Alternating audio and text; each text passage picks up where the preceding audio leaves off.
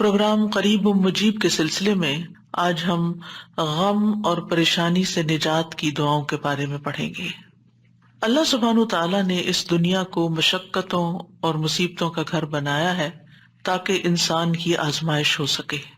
اللہ تعالیٰ نے انسان کی تخلیق کی حقیقت بیان کرتے ہوئے فرمایا، لقد خلقنا الانسان فی کبد، بلا شبہ یقیناً ہم نے انسان کو بڑی مشقت میں پیدا کیا ہے، اور اس مشقت سے مراد وہ سختیاں اور مشقتیں ہیں جو انسان اس دنیا میں برداشت کرتا ہے، اور وہ مشقتیں بھی جو برزخ میں ہوگی، قبر میں ہوگی، اور وہ جو قیامت کے دن اس کو برداشت کرنا ہوگی۔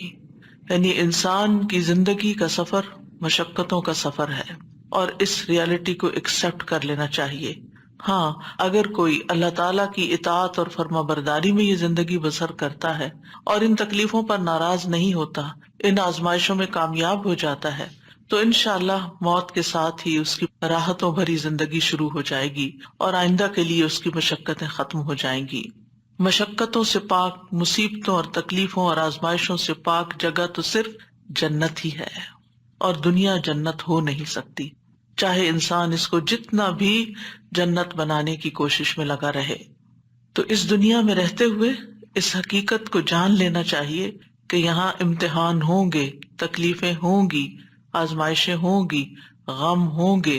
ضرورت اس بات کی ہے کہ ہمیں طریقہ آتا ہو کہ ان غموں، مشکلات، تکلیفوں سے نبٹنا کیسے ہے، یعنی اس کے لیے اپنے آپ کو تیار کرنا ہے، ورنہ لقد خلقنا الانسان فی کبد۔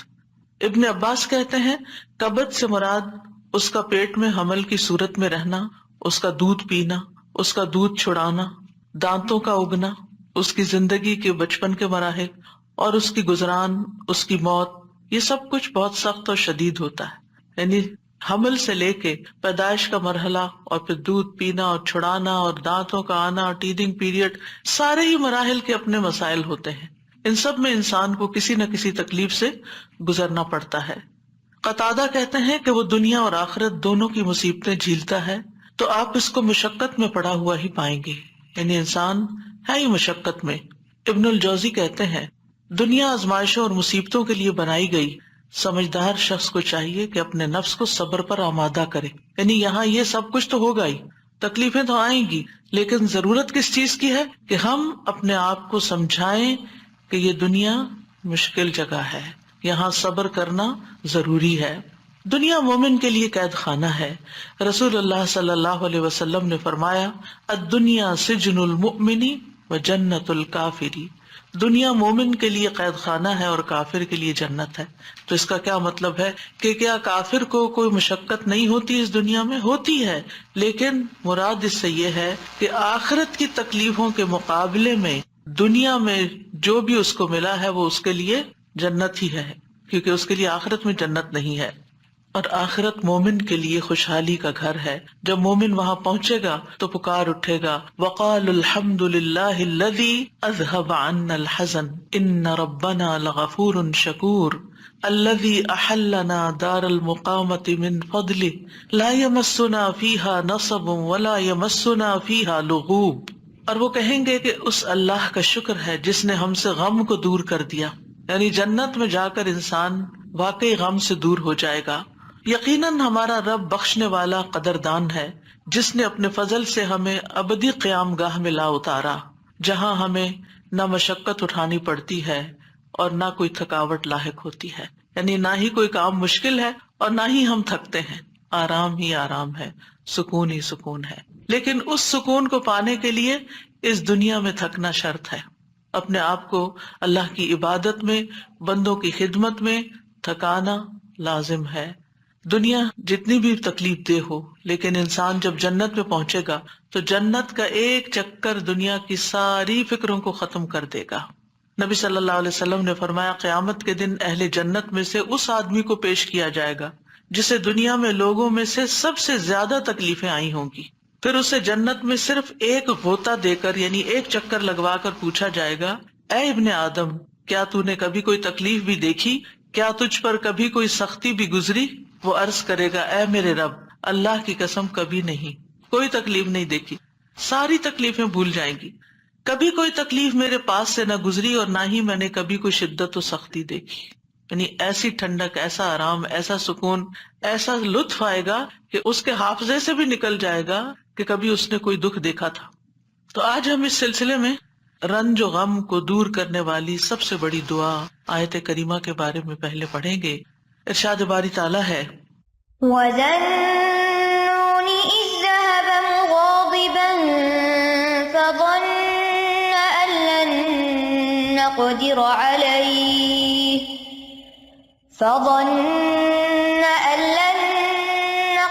عَلَيْهِ فَنَادَىٰ فِي الظُّلُمَاتِ أَن لَّا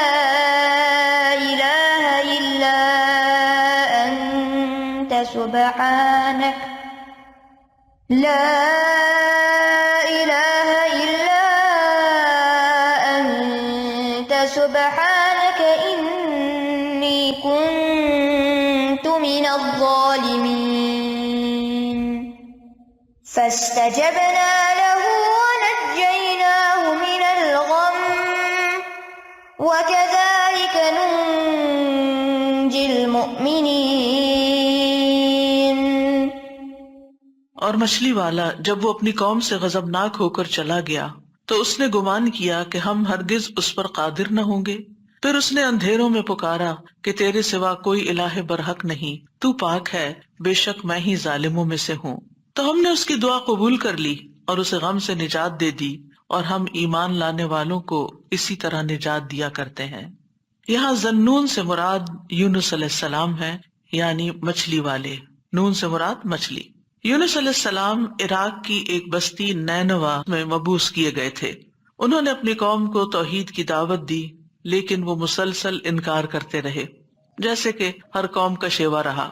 تو آخر ان سے اکتا کر، تنگ آ کر، غصے کی حالت میں ان کے حق میں بد دعا کی اور عذاب کی دھمکی دے کر اللہ کی اجازت کے بغیر انہیں چھوڑ کر نکل پڑے، جس کی انہیں اجازت نہیں تھی. جبکہ منصب رسالت کا تقاضا کیا تھا کہ ان کے کفر اور سرکشی کے باوجود انہی میں رہیں، اور جب تک اللہ تعالیٰ کا حکم نہ آ جائے، جب تک ان کی مدت مہلت پوری نہ ہو جائے، انہیں ہرگز نہ چھوڑا جائے. جیسے کہ نوح علیہ السلام نے 950 سال اسی کشمکش میں، اسی کام میں، اسی محنت میں گزار دیے، اور پھر اس وقت ان کے حق میں بد دعا کی جب ان سے کسی خیر کی توقع نہ رہی.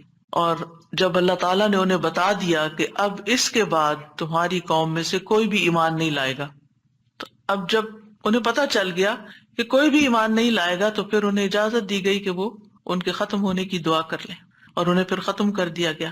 یونس علیہ السلام گھبرا گئے اور اپنی بستی کو چھوڑ گئے، اور بستی سے نکل کر کچھ لوگوں کے ساتھ ایک کشتی میں سوار ہو گئے. جو ہی وہ کشتی آگے بڑھی سمندر میں تو کشتی ڈگمگانے لگی کیونکہ اوور لوڈڈ تھی. اب ساری کشتی کے ڈوبنے کا خطرہ تھا، تو انہوں نے قرعہ اندازی کی کہ ایک آدمی کو کشتی سے نکال دیں تاکہ کشتی کا بوجھ ہلکا ہو جائے اور یہ اپنی منزل تک پہنچ جائے. قرے میں یونس علیہ السلام کا نام نکلا، لیکن انہوں نے کشتی سے نکلنے سے انکار کر دیا. لہٰذا دوبارہ قرعہ اندازی کی گئی کہ ہو سکتا اب کسی اور کا نام نکل آئے، لیکن پھر آپ ہی کا نام نکلا، اور پھر آپ نہیں نکلنا چاہتے تھے کشتی سے. پھر تیسری بار قرعہ اندازی کی گئی تو پھر آپ ہی کا نام نکلا. اللہ سبحانہ وتعالیٰ فرماتے ہیں فَسَاهَمَ فَكَانَ مِنَ الْمُدْحَضِينَ، پھر وہ قرعہ میں شریک ہوا تو ہارنے والوں میں سے ہو گیا. اب تو کوئی گنجائش ہی نہیں رہی تھی کہ اس کے بعد کچھ قرعہ اندازی کی جائے، اب تو انہی کی باری تھی. قرعہ ان کے نام نکلا. یہ دیکھ کر یونس علیہ السلام کھڑے ہو گئے اور انہوں نے دریا میں چھلانگ لگا دی.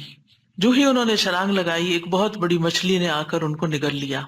آپ اس وقت مچھلی کے پیٹ میں جاتے ہی مسلسل تسبیح کرنے لگے. مچھلی ان کو لے کر سمندر کی گہرائیوں میں چلی گئی، اور اب یہاں پر مچھلی کے پیٹ کا اندھیرا اور سمندر کی گہرائیوں کا اندھیرا اور پھر اس کے بعد رات کا اندھیرا. تو ایسے میں یونس علیہ السلام نے جس دعا سے مدد لی وہ یہی دعا تھی جو ان آیات میں بیان ہوئی ہے، لا الہ الا انت سبحانک انی کنت من الظالمین.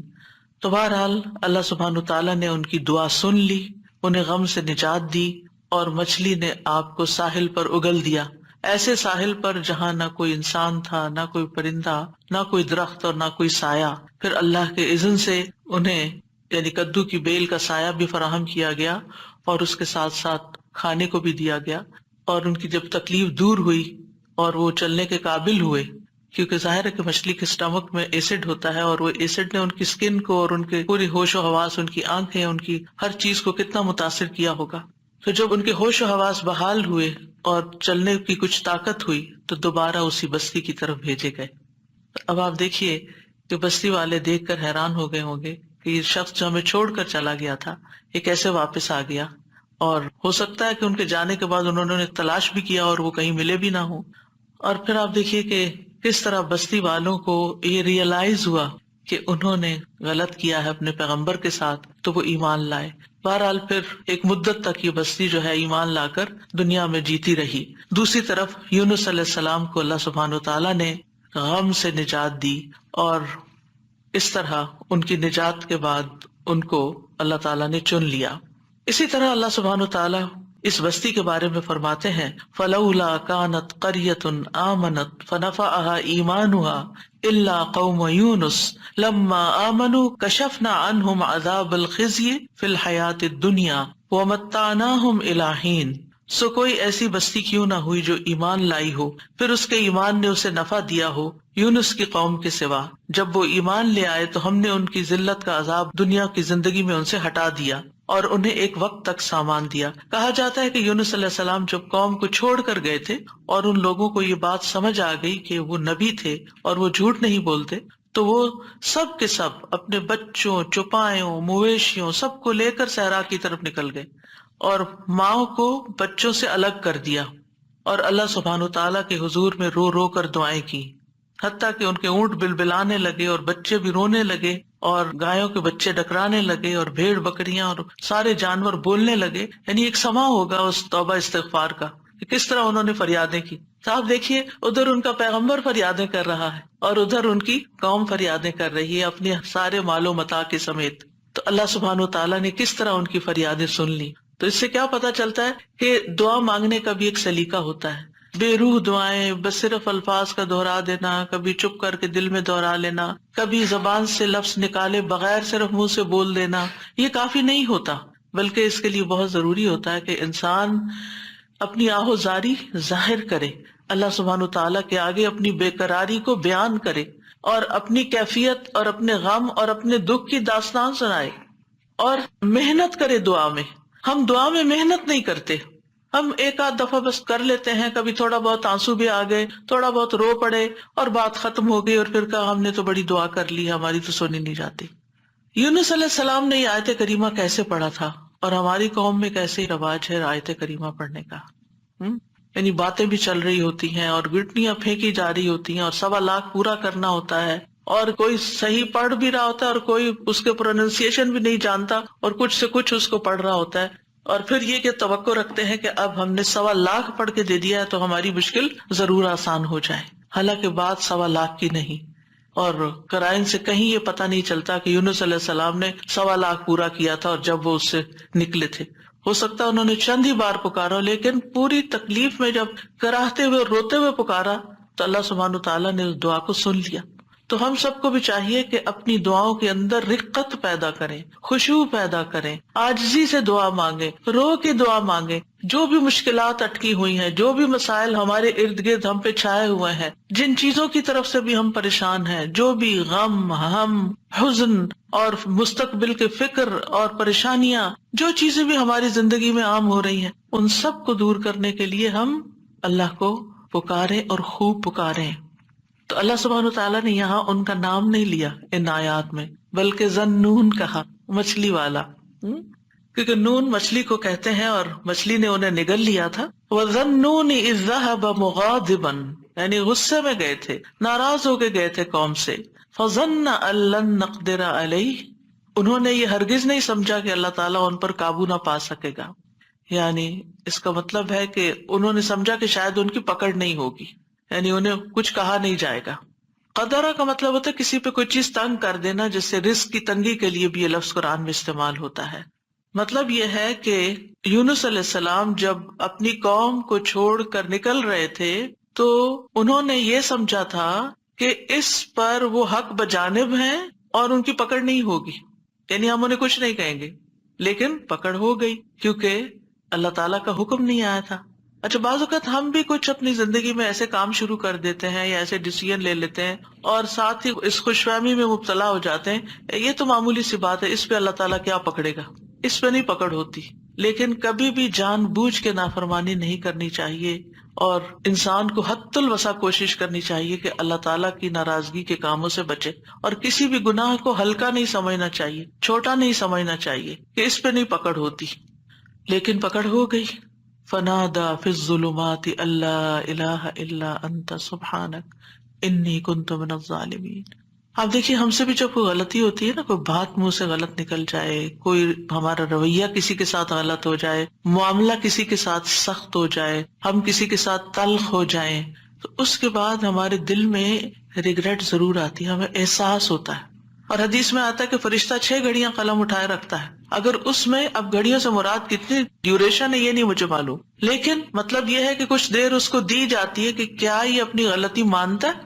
اور کچھ اللہ کے بندے ایسے ہوتے ہیں کہ جو ہی ان سے غلطی ہوتی ہے اور ان کے دل میں پنچ ہوتی ہے، ان کو شرمندگی ہوتی ہے، وہ فوراً استغفار شروع کر دیتے ہیں اور اپنی غلطی کو مان جاتے ہیں اور کہتے ہیں کہ یہ کیا کیا میں نے، مجھے ایسا نہیں کرنا چاہیے تھا.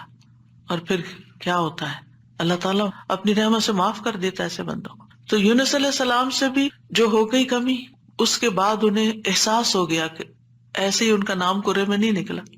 اسی طرح ہم پر جب کوئی مشکل آتی ہے تو بعض اوقات انسان سوچتا ہے کہ یہ مشکل ایک دفعہ آئی ہے، پھر آ گئی ہے، یہ کیا ہو رہا ہے میرے ساتھ، یہ کیوں آ رہی ہے، ضرور میں نے کوئی ایسی غلطی کی ہے. پھر انسان استغفار شروع کر دیتا ہے اور آیت کریمہ کا ورد شروع کر دیتا ہے کہ کوئی مصیبت اللہ کے اذن کے بغیر نہیں آتی. یہ اگر مشکل آئی ہے، مصیبت آئی ہے تو ضرور اس کے پیچھے کوئی وجہ ہے. تو آپ دعا کر سکتے ہیں کہ یا اللہ مجھے میری غلطی دکھا دے، مجھے میرا جو بھی گناہ ہے مجھے اس کی یاد آ جائے، مجھے اس کی سمجھ آ جائے، میں اس کو چھوڑ دوں، تو اس کو معاف کر دے. تو استغفار کی کثرت جو ہوتی ہے وہ انسان کو مشکلات سے نجات دیتی ہے. فنادا فی الظلمات، تو انہوں نے اندھیروں میں پکارا. کون سے اندھیرے؟ رات کا اندھیرا، سمندر کا اندھیرا، مچھلی کے پیٹ کا اندھیرا اور غموں کا اندھیرا کہ میں کہاں پھنس گیا ہوں، وہاں سے نکلنے کا کوئی راستہ ہی نہیں. اب دیکھیے کہ اگر کوئی ڈور بند ہوتا ہے تو انسان ڈور بجاتا ہے، کوئی آ کے کھول دیتا ہے، دروازہ توڑ دیتا ہے، انسان کچھ نہ کچھ حل نکل آتا ہے. گھر کے اندر اگر انسان کہیں ٹریپ ہو گیا ہے، ٹریفک میں ٹریپ ہو گیا ہے، کہیں اور ٹریپ ہو گیا ہے، کوئی نہ کوئی آ کے آگے بڑھ کے کوئی مدد کر سکتا. لیکن مچھلی کے پیٹ کے اندر ٹریپ ہو جانا، نو وے آؤٹ. اور آپ کو پتا مچھلی کا پیٹ ہوتا بڑا ہے، جیسے ویل مچھلی ہے نا، تو اس کا جو ماؤتھ ہوتا ہے وہ بہت بڑا نہیں ہوتا. کرل کھاتی ہے نا، کرل بہت چھوٹی چھوٹی چیز ہوتی ہے، اور کئی ٹن کرل کھا جاتی ہے، لیکن یہ ہے کہ چھوٹی چیز اندر لے جا سکتی. اب یہ تو اللہ کے اذن سے اس کا منہ کھل گیا ہوگا اور وہ اندر چلے گئے، اور یہ بھی نہیں ہمیں پتا کہ وہ ویل تھی یا کوئی اور، کیونکہ سمندر کی اکثر مخلوق تو ہمارے علم میں ہی نہیں ہے، یہ تو انسانوں کے اندازے ہیں. تو بہرحال ان کے دل پہ جو غم تھا اور جو تکلیف تھی اس میں انہوں نے پکارا اور سب سے پہلے توحید کا اقرار کیا، لا الہ الا انت، کہ اس وقت مجھے پکا یقین ہے اور مجھے اس پر پورا اعتماد ہے کہ اس مشکل سے صرف تو نکال سکتا ہے، کوئی بھی نہیں. میری فریاد سننے والا کوئی نہیں، میری مدد کرنے والا کوئی نہیں، میرے کام آنے والا کوئی نہیں. تو آپ دیکھیے مشکلات کے حل کے لیے سب سے پہلی چیز توحید کا اقرار کرنا چاہیے. افسوس یہ کہ ہمارے ہی لوگ توحید کے اقرار کی بجائے مشکلات میں غیر اللہ کو پکارنے لگتے ہیں، یا علی مدد، یا فلاں مدد، قبر والوں کو پکارنے لگتے ہیں. کس قدر افسوس کی بات ہے. یونس علیہ السلام اپنے رب کو پکار رہے ہیں اور کہہ رہے ہیں کہ تیرے سوا کوئی الہ نہیں، لا الہ الا انت. اور انسان کی ناسمجھی دیکھیے کہ وہ مشکل وقت میں غیر اللہ کو پکارے، اس کی مشکل کہاں سے آسان ہو سکتی ہے. اور پھر اس کے بعد الا انت سبحانک، تو پاک ہے، یعنی اللہ تعالیٰ کی ذات کو ہر نقص، ہر عیب، ہر آفت سے منزہ اور پاک قرار دیا. ہمارے ہاں کیا ہوتا ہے، جب کوئی تکلیف آتی ہے یا ہم لوگوں کو بلیم کرتے ہیں، ان کی وجہ سے ہوا ہی ہے، فلاں نے نظر لگا دی ہے، یا پھر ہم اللہ تعالیٰ کو الزام دینے لگتے کہ اٹس ناٹ فیئر، میرے ساتھ اچھا نہیں ہوا. تو اب آپ دیکھیے جس بندے کی ڈائریکشن ہی صحیح نہیں، اس کی مشکلات کہاں سے حل ہوں گی. اگر آپ اپنے قصور کا ذمہ دار دوسرے کو ٹھہرا رہے ہیں، الزام تراشی کر رہے ہیں، دوسرے کی عیب جوئی کر رہے ہیں، دوسرے کی شکایتیں کیے چلے جا رہے ہیں، کیونکہ عام طور پر ہوتا کیا، جب انسان کو کوئی پرابلم آتی ہے، میاں بیوی مثلاً کوئی لڑائی ہوئی، تو اگر آپ عورت کا کیس سنیں تو سارا الزام میاں کو دے گی، میاں کا کیس سنیں تو سارا الزام بیوی کو دے گا. تو ایک دوسرے کو الزام دینے سے مسائل کبھی حل نہیں ہوتے. ہمیشہ دنیاوی معاملات میں بھی کوئی رکاوٹ آئے تو دیکھنا چاہیے کہ میں نے کون سا ڈیسیژن غلط لیا تھا، میری غلطی کہاں تھی. یونس علیہ السلام اللہ کے چنے ہوئے نبی تھے، ان کو سمجھ آ گیا کہ غلطی میں نے کی ہے اور اس کا اعتراف انہوں نے کیا. یاد رکھیے، توبہ میں، استغفار میں سب سے پہلے اپنی غلطی کا اعتراف کرنا ہوتا ہے. اگر آپ بلیم گیم کھیلتے رہے، ایک دوسرے کے اوپر الزام تراشی کرتے رہے، ایک دوسرے پہ بال پھینکتے رہے، تو مسئلہ کبھی بھی حل نہیں ہو سکتا. مسئلے کو جاننا، مسئلے کو پہچاننا، مسئلے کا حل کرنا بہت ضروری ہوتا ہے. یہ ایسے ہی ہے کہ جیسے کوئی شخص بیمار ہو جائے اور ڈاکٹر اس کی اصل بیماری کو ڈائگنوز کرنے کی بجائے، مثلا خرابی پیٹ میں ہے اور وہ ٹریٹ کر رہا ہے لوکلی کسی جگہ کو، کہاں سے علاج ہوگا؟ اگر اصل کاز پتا چل جائے اور اس کاز کو ہٹا دیا جائے. مثلا آپ دیکھیں الرجی کے کیسز میں کیا ہوتا ہے، آپ جتنی چاہیں دوائیاں لگا لیں، جب تک آپ اس چیز کو اوائڈ نہیں کریں گے جس سے آپ الرجک ہیں، آپ کی بیماری دور ہو نہیں سکتی. اسی طرح اگر انسان کسی مصیبت میں پھنس گیا ہے اور اس کو ڈائگنوز نہیں کر پا رہا اور کرنا نہیں چاہتا، اور خاص طور پر جو چیز اس کے کنٹرول میں ہے اس کو ریموو نہیں کر رہا، تو مسئلہ حل نہیں ہو سکتا.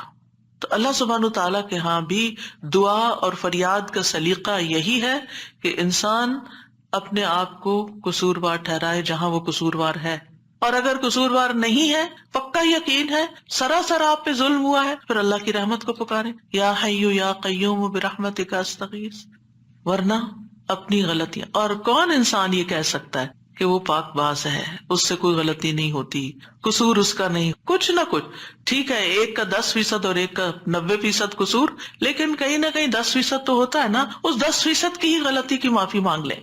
تو اعتراف جو ہے، گناہوں کا اعتراف، وہ انسان کو دنیا کی مشکلات سے بھی اور آخرت کی مشکلات سے اور گناہوں سے نجات دلاتا ہے. اب جو ہی انہوں نے یہ بات کی، یعنی 3 چیزیں ہیں اس میں، ایک توحید کا اقرار ہے، ایک اللہ کی تسبیح ہے، اور ایک اپنی غلطی کا اقرار ہے. 2 چیزیں اللہ تعالیٰ کے حق میں اور ایک اپنے حق میں. نتیجہ کیا ہوا؟ فاستجبنا لہ، ہم نے دعا قبول کر لی. ایسے طریقے سے اس نے پکارا کہ دعا قبول ہو گئی. وَنَجَّيْنَاهُ مِنَ الْغَمِّ، ہم نے اس کو غم سے نجات دے دی. یہ قرآن کے الفاظ ہیں. لہٰذا جس کے دل پر کوئی بھی غم ہے، کسی بھی چیز کا، اولاد کی طرف سے، ازواج کی طرف سے، یا مال کی طرف سے، یا کسی بھی طرح کا کوئی غم، ہم، فکر، پریشانی، اس کو انہی کلمات کو لازم کر لینا چاہیے اور اسی جذبے کے ساتھ پڑھنا چاہیے جس جذبے کے ساتھ یونس علیہ السلام نے پڑھا تھا. وَنَجَّيْنَاهُ مِنَ الْغَمِّ، اس وقت وہ غم میں گھرے ہوئے تھے تو اللہ نے ان کو نجات دے دی. وَكَذَلِكَ نُنْجِي الْمُؤْمِنِينَ، یہ صرف ان کے لیے نہیں تھا، ہم اسی طرح سارے مومنوں کو نجات دیتے ہیں. جو بھی یہ دعا پڑھے گا اس کو غم سے نجات مل جائے گی. تو گویا مومنوں کو اس بات کی ترغیب دی جا رہی ہے، اس بات کا سلیقہ سکھایا جا رہا ہے کہ غم اور دکھ اور تکلیف کے موقع پر انہیں کیا پڑھنا ہے، کیا کہنا ہے. اور جب انسان یہ دیکھتا ہے کہ سابقہ مومنین کو اس دعا کی وجہ سے تکلیف سے نجات ہوئی، تو اس کا ایک یقین بڑھ جاتا ہے کہ اللہ تعالیٰ میری تکلیف بھی دور کر دے گا. اگر وہ رب یونس علیہ السلام کو مچھلی کے پیٹ سے نکال سکتا ہے تو میرا رب مجھے اس مشکل سے کیوں نہیں نکالے گا، کیوں نہیں نکال سکتا، وہ ضرور نکالے گا.